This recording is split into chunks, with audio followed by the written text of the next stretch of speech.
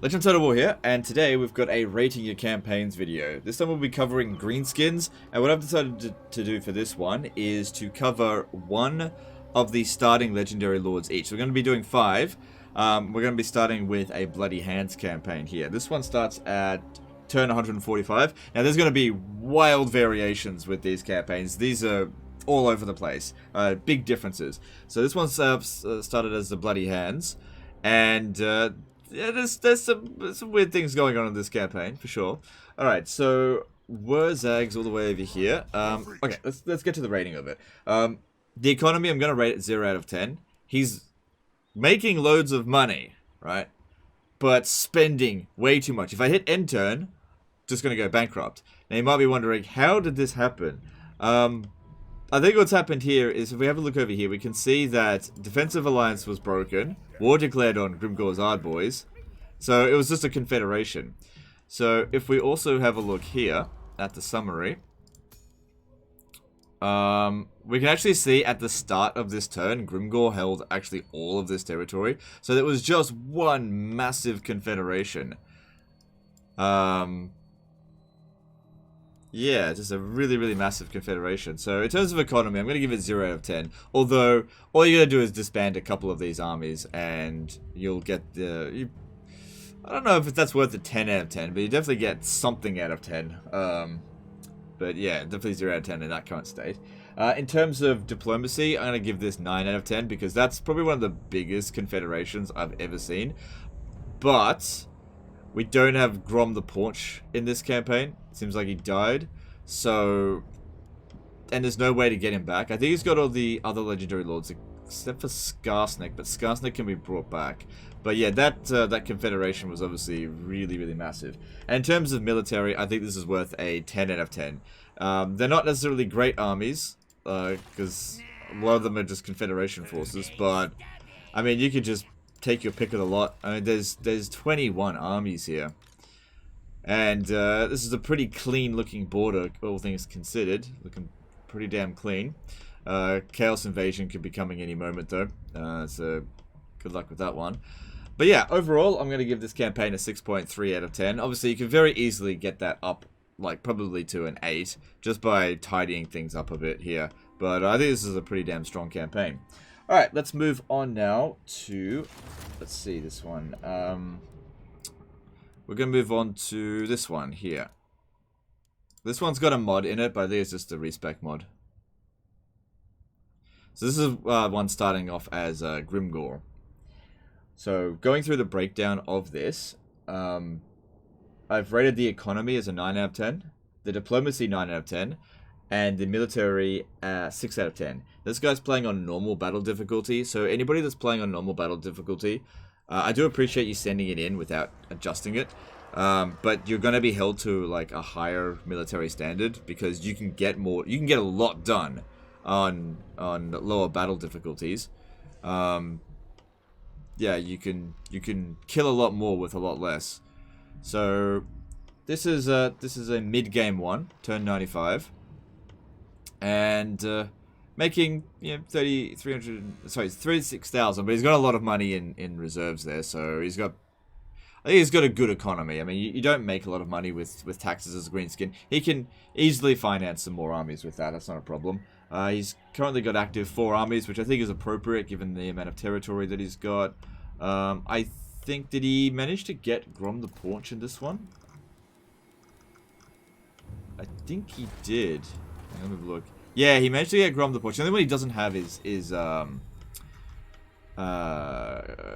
it called? Skarsnik. So that's why I gave him a 9 out of 10 here, because I think that's very impressive for anybody to go and snatch Grom nice and early. So that's well done there. And yeah, just militarily, I just think that these armies are a bit basic, and like that's not bad. But it's just for turn 95.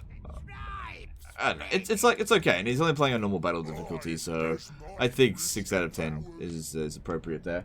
And this one here overall is rated 8 out of 10 for this campaign. Overall, pretty strong campaign. Okay, next one is somebody that didn't quite follow instructions. This is a Bone Rattlers campaign. So hang on, let me just check this one. Yeah, it's just the 1 button respec, which I'll allow for that. As long as I can load the save file. So this one is an Azag campaign.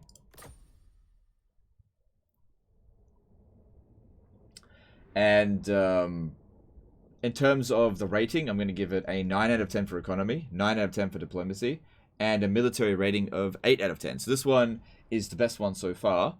And let's have a look at it. And this is a late campaign one.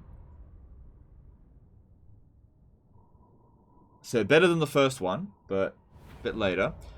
Now, because he used a mod, I can't actually click this to find out how many settlements he has. But he's got fewer settlements than the first one.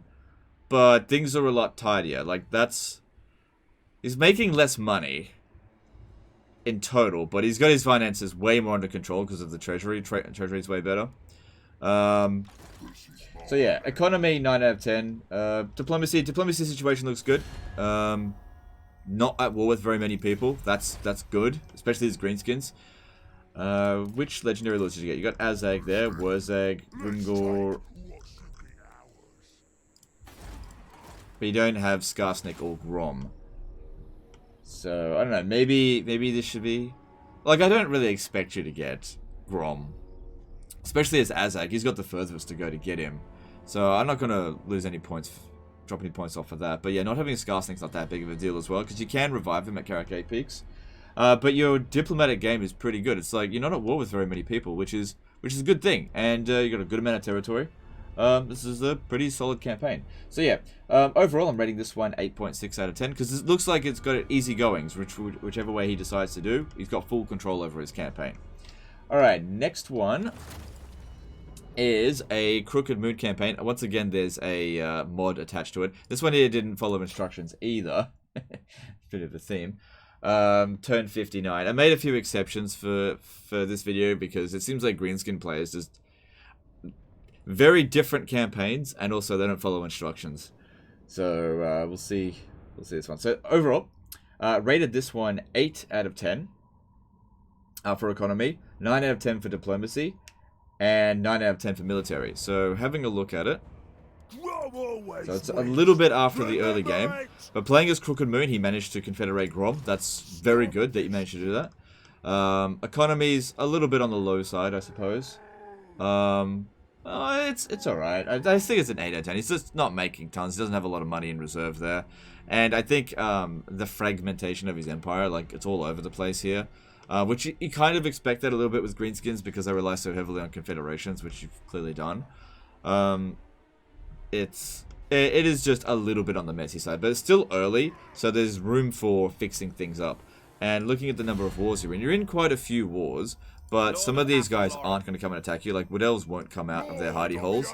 The High Elves probably aren't going to invade you just yet. I think you just confederated Grom to get him out of there. And they declared war on you. But they're probably not going to send any forces out this way. And if they do, you can probably manage it for the most part. Wintertooth probably isn't that much of a problem as well. They just declared war on you because you exist. So you're only really fighting a bunch of weak enemies. And you got good strength ranking, and I think the position that this one in is pretty strong. So I'm also going to rate this one overall an 8.6 out of 10. Now we're moving on to the last one. This is the one that I really want to spend a fair bit of time evaluating because this is the weirdest shit I have ever fucking seen. So this is on turn 36. I made an exception for this campaign, and I'm just going to turn off the display just for a moment while I load the save file so I don't ruin the surprise because it would have shown you what's going on. Okay, and loading the save file, turn the display back on. Because this boggled my mind. I don't know if this person cheated. I don't think they did. But I'll let you guys decide. This is a 10 out of 10 campaign. 10 out of 10 economy, 10 out of 10 diplomacy, 10 out of 10 military. I can't not give it a 10 out of 10. I don't know how this person did it. Okay, I have no idea. So it's on legendary difficulty and everything. Look, I know that he's losing tons of money per turn, but this is turn 36. Okay, now normally I'd be like, look, you got to send it in at the thing. You turn it 45. That's when you want to send it in. But look how much territory he's got. On turn 36, he's got 175 settlements. That's as much as the turn 145 one had with Wurzag. How the hell did he do that? Now, what he said in the email was that he just did like a lot of confederations. If we just go back here, we can have a brief look and see what happened. So, starts over there, and if we just go through the turns here, we can start to see that this is basically a blitz campaign. So that confederation there seemed like maybe Grimgor. He confederated Grimgor after Grimgor had already confederated Wurzag and Azag, which is just bonkers. And then there's Crooked Moon is still there, and then yeah, see, look what happened here. He dragged a bunch of people into some wars. Turn 16, a lot of stuff happened. Then turn 17, he got a confederation with Crooked Moon. So he's got all the legendary lords, all 5 of them. And then just all of a sudden, just watch what happens to the Empire. Just gone. Just gone, pretty much. And look at Ulthuan. So, you know what I think is probably happening here? Due to just how much, like, distance he's covering, I reckon he's probably using the movement bug. That's probably what I'm doing, because, like, getting that kind of distance done in a few turns, it just boggles the mind.